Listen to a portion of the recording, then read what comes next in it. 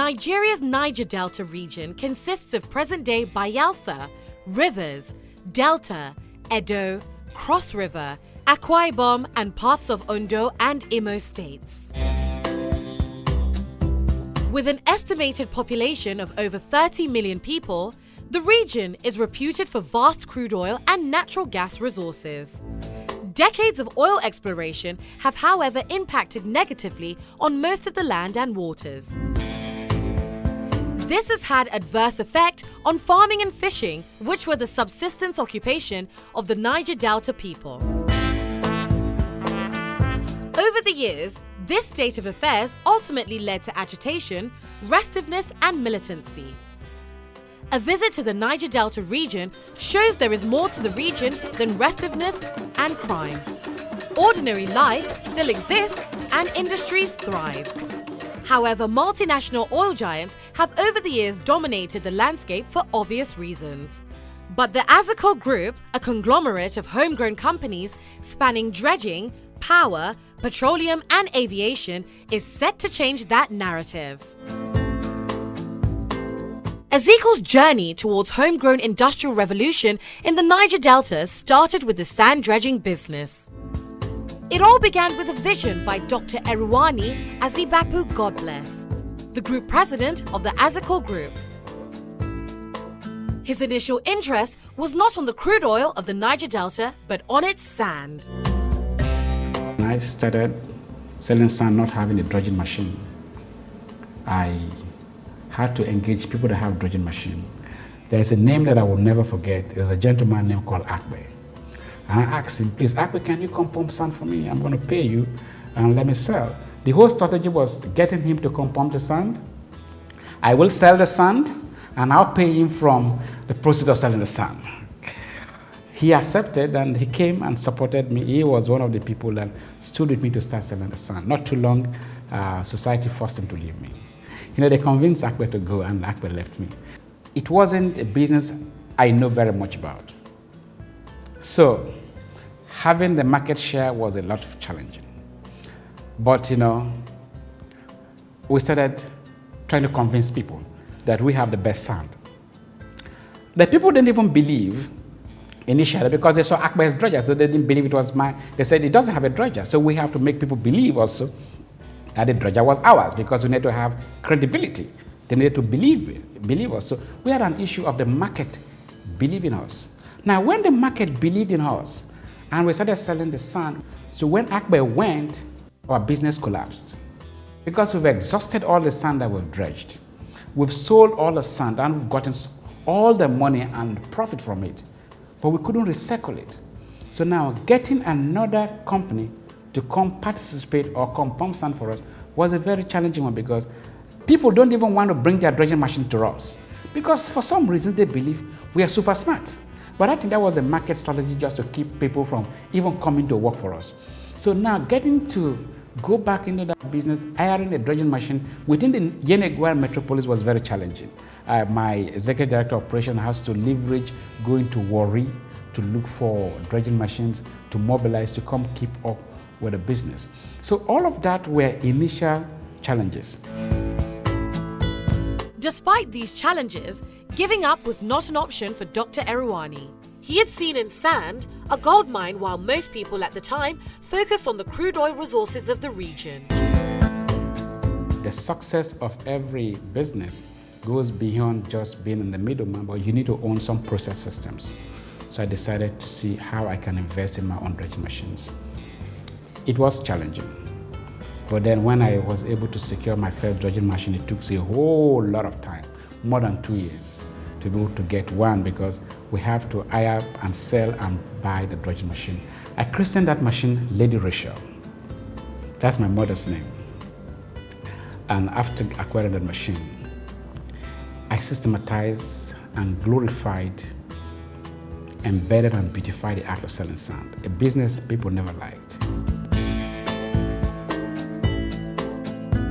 The whole idea of the core act of selling sand was, we looked at a society like Bayelsa State, a young state in Nigeria with great infrastructural need. And after looking at the dynamics of development in the Niger Delta, There couldn't be any critical development without the act of selling sand. And I saw a gap, a huge gap that has to be filled, even though it is not a very sophisticated business. And while it's not sophisticated, that's why I also found the interest that not many people are going to compete with me. And I came and filled that gap and took every bit of business that I can find. I have been around this Azikel dredging company as a customer for over 7 years now. Azikel brought this tonnage way of selling sand in Yenagoa. At first, people were complaining that this tonnage way is going to be delaying people and all that. But today, people find it one of the best ways to buy sand. If Azikel is selling tonnage sand for you for 20 tons of sand, it's complete 20 tons. I like Azikel because we don't pass through first. When we want to buy sand, we just walk to the office, pay, give tickets, we load. Every December, they give us rice as bonus. All the people that have been with us for years, they have special prizes, and we continually sell to them those good prizes, because the whole idea is also to encourage them to make more money. Because we have some different set of customers. We have agents, we have partners. They also have to need to make money from what they buy from us, so they can keep to being in business. In as much as we're in business, they are also in business. So that is the whole idea, ensuring that everybody's in business. It's a win-win case scenario.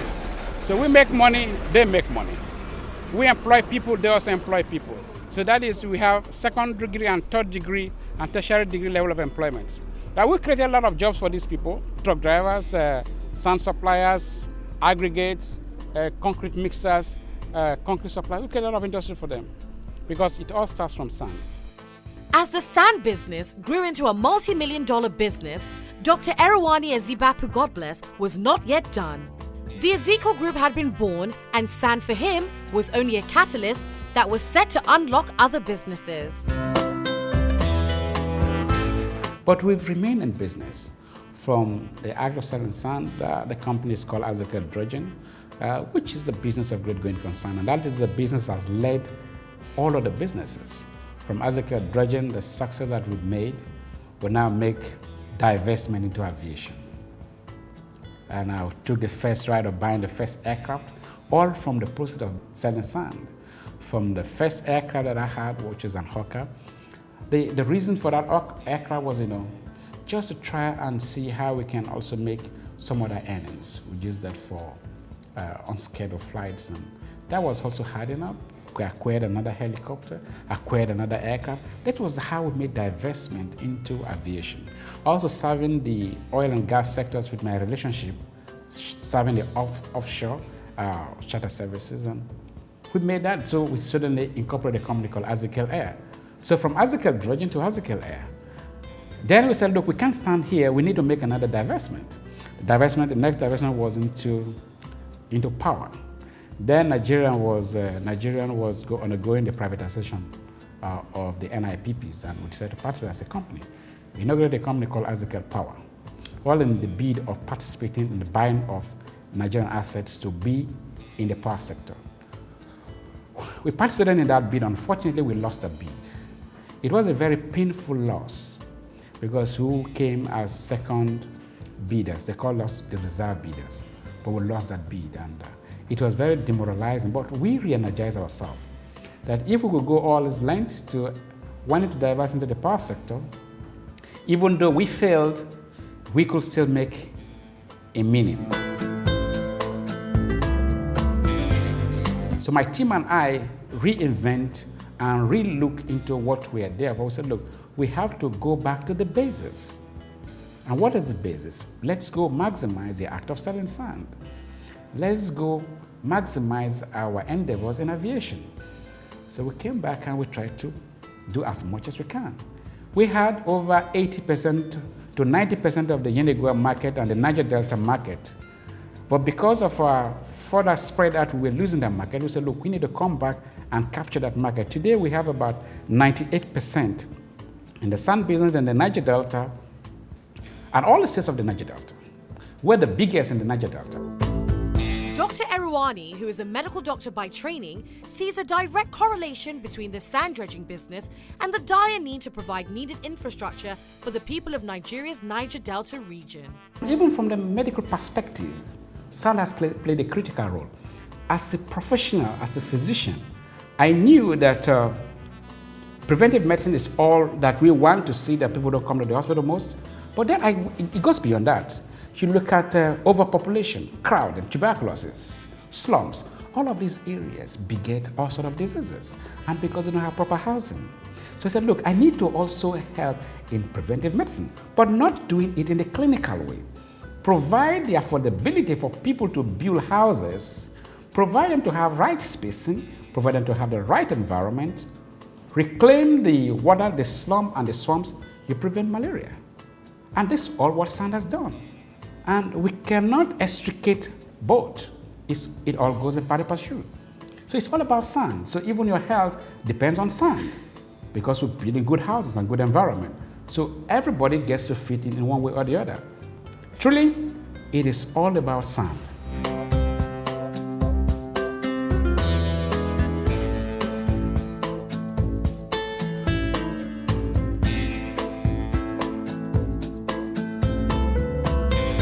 But on the other way, we said, look, let us build the infrastructure in the Niger Delta. We want every infrastructure in the Niger Delta to have our signature, because we said we are building the society, we are building infrastructure. All the bridges, the houses, the rails, the drainages, everything that has to do with concrete, we want to be that to provide, because we want to be part of everyone. We want to make sand available for everyone. The Azikel dredging business has impacted a whole lot on the Bayelsa economy and in the Niger Delta economy. We have provided employment to the Niger Delta and Bayelsa people. Azikel dredging is one of the biggest driving tax-paying companies in Bayelsa State and in the Niger Delta. That's created and re-engineered the economy of Bayelsa State. We have also taken on huge infrastructural critical development in Bayelsa State and in the Niger Delta. We were the very first to commence the sand filling of the Central Business District in Bayelsa State. That's a huge project that Bayelsans dread of, because a whole portion of town was just swamp, and nobody was ready to take that challenge, and that was done. Building the East-West Road, even though the contract was awarded to Satraco, the East-West Road traverses Bayelsa to Lagos up to the southeastern states. The Azikel dredging provided over 4 million of the sand that was used in building the East-West Road.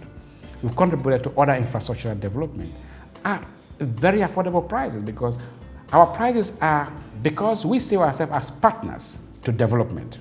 We ensure that we provide to government affordability, reliability, and up-to-time delivery, ensuring that there is sustainability in its entirety. That is on one extent. Also, the building of the Federal University, because we're also very passionate about education, we provided all the sand that is used in building the Federal University of Tokyo at very affordable prices. So these are very major endeavors we've taken on in ensuring that we do not only take the financial benefit that comes from this, but our commitment is building Bayelsa State, building the Niger Delta, and vis-a-vis Nigeria, creating the infrastructural need of Nigeria.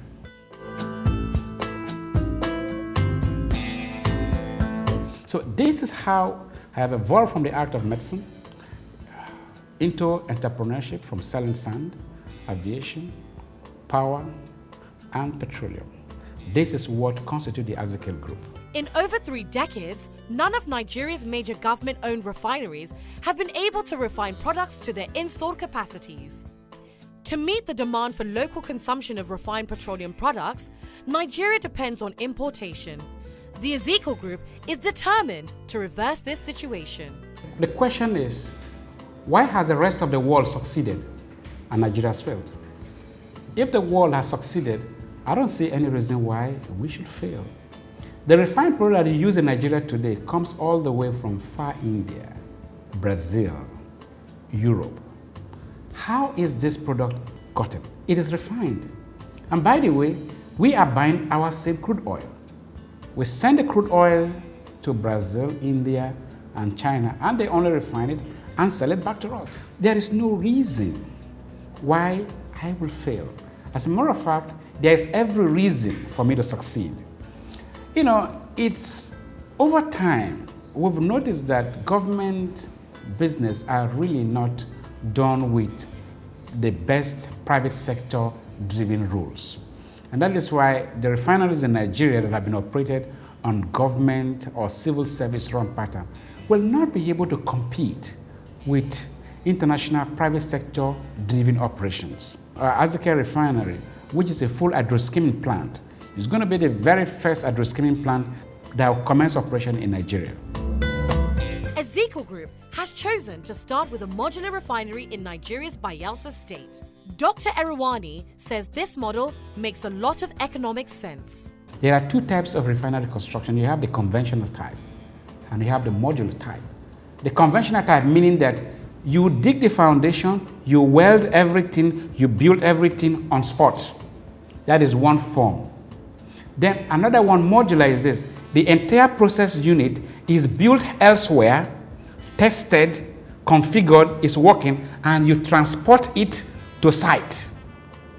The two things is which is most economical, which is much more advantageous, which is quick to operation, is the modular.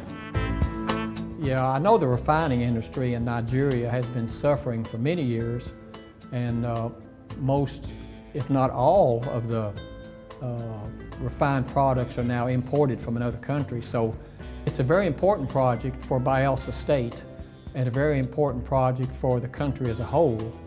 There is intention to have several modular refineries constructed in Nigeria, maybe in different locations. And this one being the first one, or maybe the second one to be built, it'll be a milestone completed, and it'll be a goal that other refineries will want to try to match. Modular refineries have been installed in many different countries. I personally have installed them in Kurdistan, northern Iraq, Indonesia, and Brunei. And there are also many in the United States. The primary product will be PMS. Second most product will be AGO, and then kerosene will be the third product. There could also be small amounts of LPG and heavy fuel oil. Our plan is to start the operation with experienced operations and maintenance personnel from Houston. Matter of fact, it'll be Oil Projects USA, and part of their task will be to train local persons so that they develop the skills to take over management of. And specifically, there will be jobs for engineers, operating personnel, plus other job opportunities for suppliers and contractors to the refinery. Every barrel of PMS that we produce is one barrel less that you have to import from somewhere else. The Azikel refinery, which is built to begin production by 2019 at the very latest, is already creating employment for hundreds within and outside Nigeria. The refinery has created several jobs for back in Nigeria, particularly in Bayelsa State. As I speak, we have over 200 people already on work site. We have 25 Nigerians already been trained abroad because they are participating in the engineering, both in the engineering company, from the front-end engineering to detail engineering, as well as the construction of the models. Nigerians are already abroad training with them. Then also the operating and maintenance company, which is a Houston-based company, they are coming with specialized labor, but the labor is to be backed up by Nigerians. I am the largest employer, the indigenous employer of labor in Bayelsa State. And we are still increasing employment. We're not just employing, we are training them from dredging to aviation, to power generation, and now to petroleum. Hardened petroleum, refining into it is the hallmark. We know that Nigeria struggles between refined product importation, and of course we all know that Nigeria is a net exporter of crude. Crude oil was first of all struck in Bayelsa State in a place called Ulebri. But yet, we couldn't have the same product to drive industries here. We still import the refined product. Now we're rewriting the story.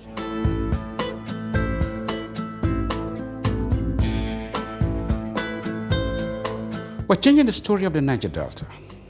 The Niger Delta might have been known for militancy, might have been known for all sorts of issues, but today We're changing the story. We are building a new Niger Delta. We're building a Niger Delta of an industrial hub. We're changing the story. We're changing Nigeria, and we're starting from home. By the way, Azikel refinery will be the very first hydroskimming refinery in Nigeria. Mind you, that is the most evidence that is before us. Before the bigger, the much, much larger ones will come upstream, we're going to break that ice by having the first hydroskimming refinery plant in the Niger Delta, private-owned, selling refined products and supporting the Nigerian industry and driving the wheels of Nigerian progress. Power is another sector in dire need of huge intervention outside government's efforts. With a fast-growing population of almost 200 million people, Nigeria still grapples with less than 5,000 megawatts of electricity for most of the year. One of the ways government hopes to stimulate massive growth in the power sector is by privatization. The Azikel Group is one of the companies that have been issued with a power generation license by the government of Nigeria. Dr. Eruani says, like other projects, Azikel Power requires international partnerships at different levels. The partners in the power project, we have Shell participating, we have NEC, we have MBET, and most important, we also have GE, who are the technical partners in ensuring that we have the right turbines for the project. Unknown to many, the Azikel Group plays big in the aviation sector with Azikel Air, which runs private charter services within and outside the country. I am so pleased, and I have to thank you for all the efforts that you have put in making this a reality. For those of you that have spent time from your family, you work several hours to make this a reality, is indeed very gladdening, and I appreciate your efforts. And for the Gulfstream, the manager and the leadership of Gulfstream, I'm indeed very excited to be here with you. And my family, my mother, and my team, we are proud to be part of Gulfstream. And we believe that this is just going to be the lowest point that we're entering. We're going to acquire more of Gulfstream, and all the new innovations of Gulfstream, we're going to appreciate it. I'm very glad to be here. Thank you for supporting me, and thank you for making this a reality. Thank you so much, gentlemen.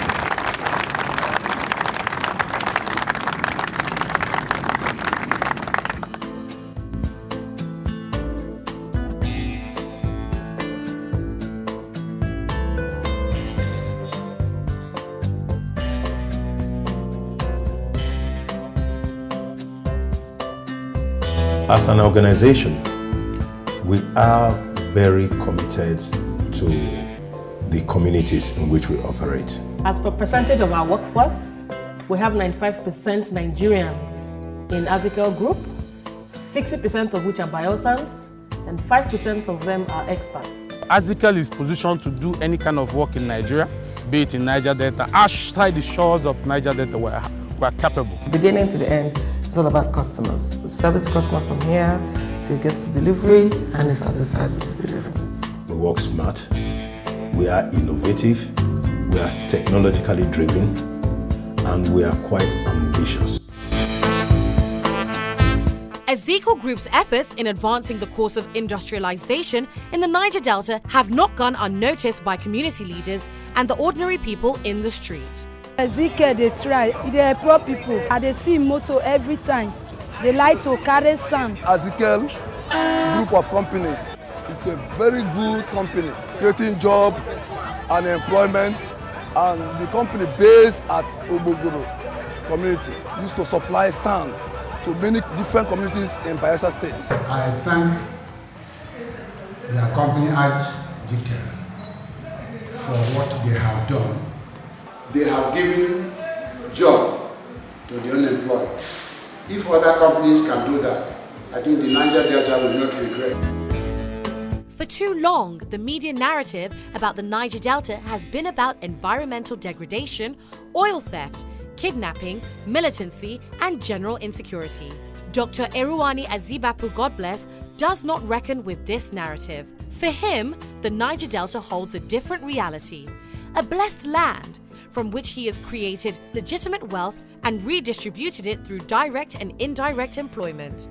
He says the possibilities of success in the Niger Delta are limitless. I celebrate success, and I celebrate every success, and I like success. So when I see people that are successful, in spite of where you are, race, tribe, sex, age, no matter what you are, I identify success and I celebrate it.